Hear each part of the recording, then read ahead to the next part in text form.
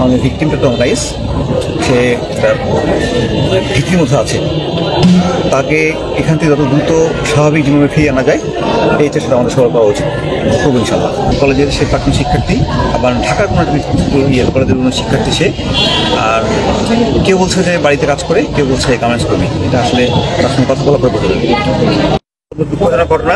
আমার নলেজের সঙ্গে তাৎক্ষণিক 1:30টার দিকে আমাদের মামলা রুজু করা হয় এবং ভিকটিমকে উদ্ধার করে নিয়ে পাঠানো হয়।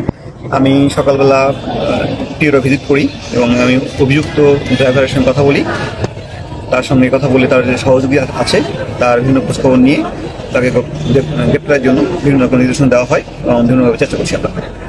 আর আমি দৃষ্টান্তমূলক শাস্তি এবং লোকের পরিচ্ছন্ন তদন্তের জন্য পুরো বিষয়টাকে আয়োগকে কীভাবে কোন দিকে লক্ষ্য রেখে তদন্ত করতে হবে সেটা একদম স্পষ্টভাবে আমি ধারণা দিয়েছি এবং এই বিষয়ে কোনো গাফিলতি হবে না ইনশাল্লাহ। দৃষ্টান্তমূলক শাস্তি যেটা হয় সেই ব্যবস্থা আমরা করছি। আর আপনাদের